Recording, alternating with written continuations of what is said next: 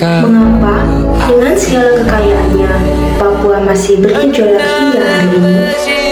Dalam video ini, kami hadir untuk membawakan cerita mengenai sebuah tanah yang berdiri di antara dua dunia, antara harapan dan kekecewaan, antara persatuan dan perpecahan, antara kepercayaan dan pengkhianatan.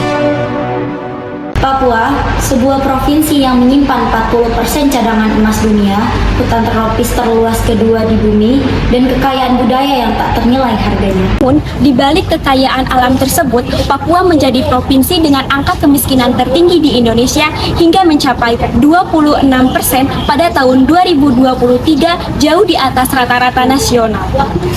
Pertanyaannya, kenapa tanah yang begitu kaya terkadang dan masyarakat yang miskin? Dan mengapa sebagian rakyat Papua mempertanyakan keberadaan mereka dalam mencari negara kesatuan Republik Indonesia? Jawabannya tidaklah sesederhana itu. Salah satu akar permasalahannya ada pada sesuatu yang seharusnya melindungi mereka, yaitu kekuasaan. Akan tetapi, kekuasaan itu seringkali disalahgunakan. Sejak tahun 2002, Papua mendapatkan dana otonomi dari pemerintah pusat, sebuah anggaran besar yang ditunjukkan mempercepat pembangunan dan meningkatkan kesejahteraan rakyat Papua.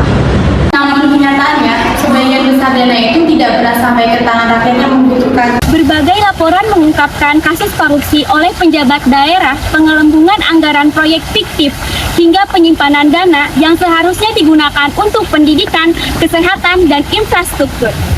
Bukan sekedar pelanggaran hukum, ini adalah penyalahgunaan jabatan, di mana orang-orang yang katanya wakil masyarakat justru menjadi parasit bagi tanah yang mereka pimpin. Penyalahgunaan jabatan ini tidak hanya terjadi dalam bentuk korupsi uang, tetapi juga dalam bentuk kebijakan yang tidak berpihak pada rakyat, serta tindakan represif yang menambah luka di tanah Papua.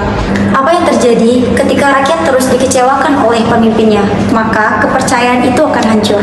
Rasa kekecewaan yang menumpuk selama bertahun-tahun melahirkan rasa ketidakpuasan. Sebagian masyarakat Papua mempertanyakan apakah Indonesia benar-benar hadir untuk kami, atau Indonesia hanya hadir untuk mengambil seluruh kekayaan kami. Kondisi ini yang dimanfaatkan oleh gerakan separatisme. Kelompok bersenjata seperti Organisasi Papua Merdeka tumbuh bukan dari ruang hampa. Mereka tumbuh dari tanah yang subur, kekecewaan, ketidakadilan, dan kehilangan kepercayaan terhadap negara. Inilah ancaman nyata bagi integrasi nasional kita ketika warga negara tidak lagi merasa menjadi bagian dari bangsanya. Jika mereka merasa lebih asing di tanahnya sendiri daripada di negara lain, maka persatuan Indonesia sedang dalam bahaya.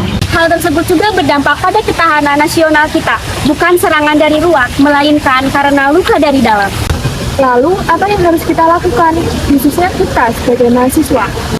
Pertama, menjadi agen edukasi, kita bisa menyebarkan narasi yang baik tentang Papua, bukan narasi konflik dan kekerasan, melainkan narasi keberagaman, kekayaan budaya, dan perjuangan bersama.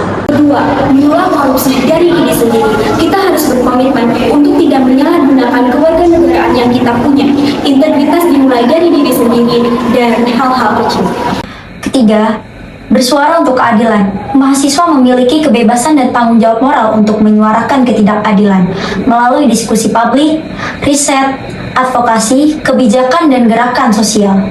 Keempat, bangun solidaritas lintas daerah. Papua bukan hanya urusan orang-orang Papua saja, tetapi urusan seluruh rakyat Indonesia. Rangkul dan hargai saudara kita dari timur karena Persatuan bukan hanya ada di peta, tetapi juga di hati. Sekian dari kelompok 7, kurang lebihnya mohon maaf. Wassalamualaikum warahmatullahi wabarakatuh. Terima kasih.